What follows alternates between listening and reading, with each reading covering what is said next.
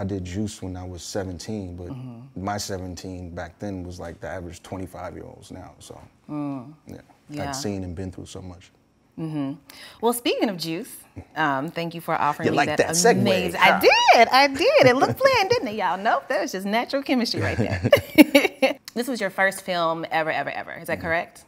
When I first heard that, I was like, no way. There's no way that this was his first film. The acting in that film was phenomenal, and I think it showed me, are there Black people like this? And by like this, I basically mean like different from me. I grew up in Kentucky, which, you know, had its rough parts and everything, but just like the depth that we saw of the characters, and of course, Pac's performance. I would imagine that you get asked a lot about this idea that playing Bishop, which was Pac's role, changed him, like, by the end of the movie. Is that something that you hear a lot? No. No? No, that wasn't it. Pac was already on his way. I mean, he was writing his first album while we were filming the movie. He had already sort of been semi-famous because, you know, his whole experience with Digital Underground. And so he was sort of breaking into his own, and it was both of our first films, but Pac was an actor, like a trained actor.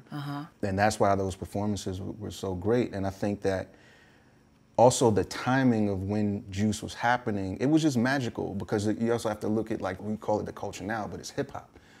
It was all happening at the same time. So it was all exploding at the same time, and we were sort of that second wave after Spike Lee of the young culture. So for us, we were these four kids. We could so relate to it because it was us. You know, we didn't necessarily know each other personally, but it was easy to put, okay, he's that archetype, he's that archetype, he's that, you know. And Pac and I had a somewhat similar dynamic to Bishop and Q. You know, I was sort of the, you know, responsible one, and he was sort of the renegade. But he was a great brother, great brother, yeah. Do you remember where you were when you heard the news that you got the role? Yeah, I was at home. Yeah. I was at home, and the phone rang. It's before we had cell phones, y'all. The phone rang, and it was Ernest Dickerson, and he said, "Hey, man, you got the role," and I was like, "Wow, that's, you know, that was incredible." And I called my mom. She was like, "All right, cool." We didn't know exactly what was happening. Yeah. You know, because even though it was my first film, like, I was taking the train to set.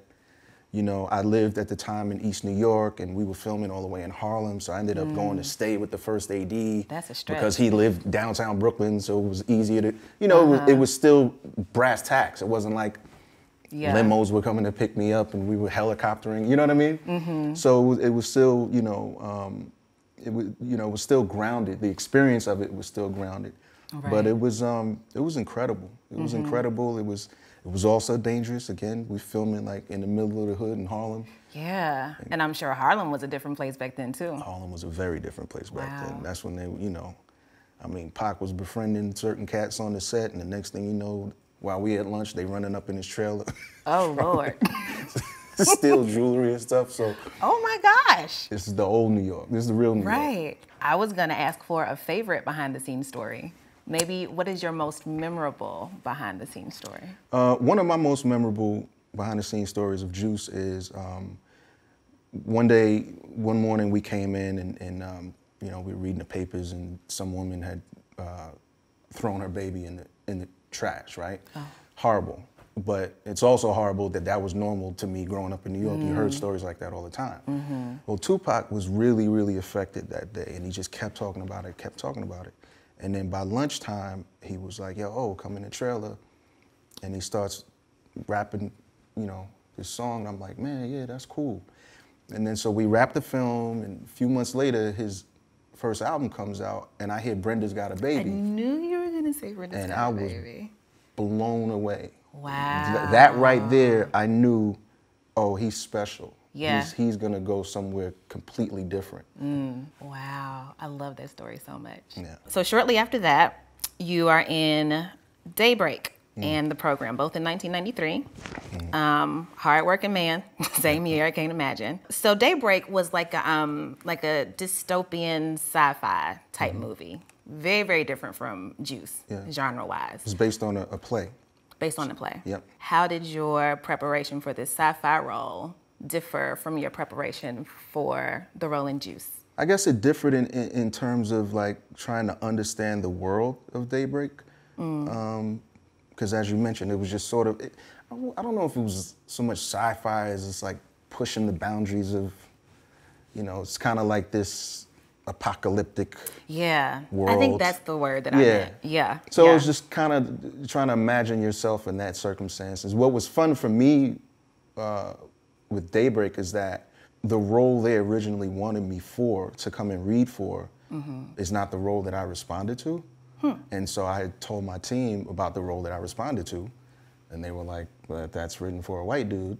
And I was like, so? And they were like, but that's not what, like, it's written for like a 25-year-old white dude, you're an 18-year-old black kid. Right. And so what I did when I went into the audition was I just signed up for that role and then got it. Wow. You were like, ha ha. No, not so much that, but it was just, when you're young and I think your naivete can shield you from certain realities. But that was fun for me. That was a fun experience too. How often did situations like that pop up in your career where like there's a role that you want, but like race is a thing that could have barred you from it or should have barred you from it? It's happened a few times. Yeah. It's happened a few times. I think, but that's what it's exciting about now is that that's changing a lot. I think that a lot of not only filmmakers but like studios are challenging themselves to say, hey, why can't this? They call it diverse, but why can't this role be a female or be black or be Asian or be Latino? Like I think they're trying to at least push the boundaries so that what we see on film or television can look like what the world really looks like. I place you in like this group of black actors who obviously very talented, versatile, can play just about any character in any genre, but my favorite is like the movies about black men being friends and just like black friendship. Which brings me to The Wood in 1999, which is one of those movies that I watched. My mother may or may not used to bootleg movies because she had 2 VCRs. I'm not saying that she did. I'm also not saying that she didn't. But that was one of the movies that I would just like watch over and over and over. And in this movie, you're acting with Taye Diggs and Richard T. Jones and just actors that I feel like I know because I've seen you all in so many things growing up.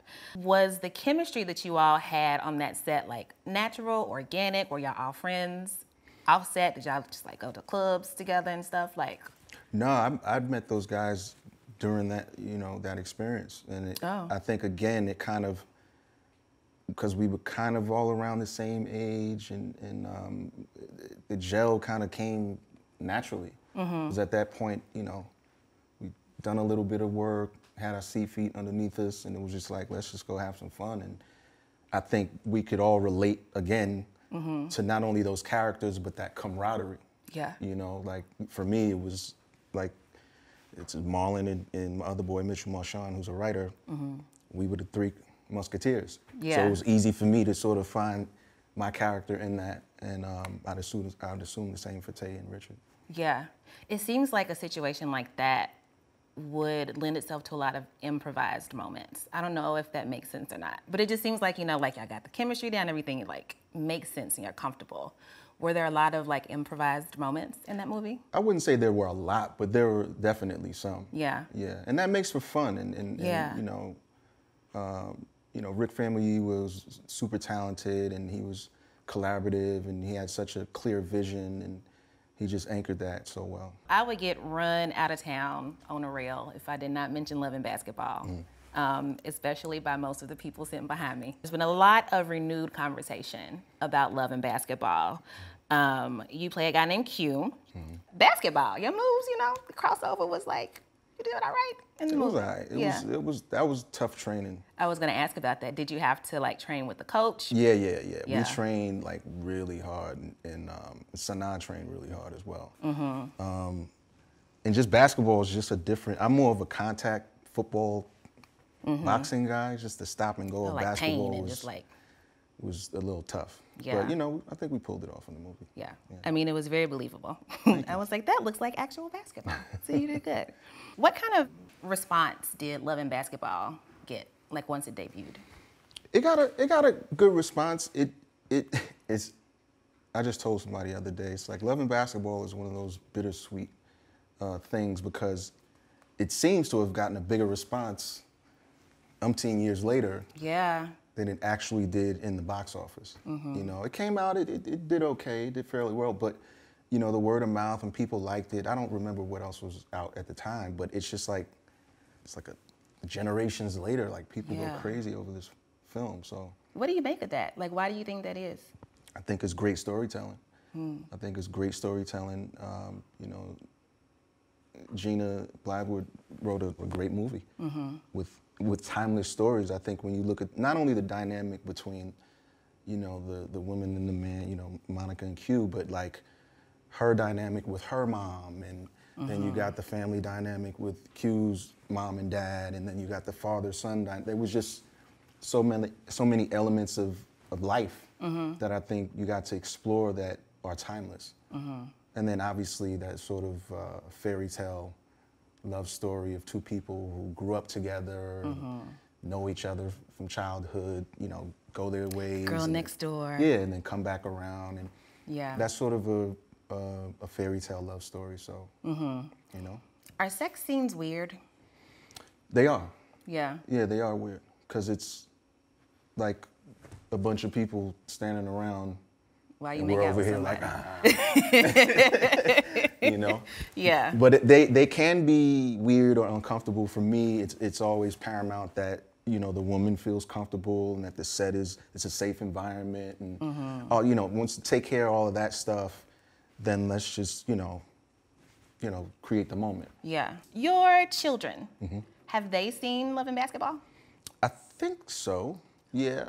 Yeah. I don't know if my son has, but I think my oldest and my youngest daughter have. Uh-huh. Yeah. Did they tell you what they thought of it? Did they like it? Or they like, ew? Well, apparently, like the kids in my youngest daughter's school, like they're all watching it now, so they call her Q. Aww. And she's just like, it's weird, Dad. I'm just like, That is so funny. Yeah. Do any of your kids want to go into acting one day? I'm not sure. If they did, would you be supportive, or would you be like, eh?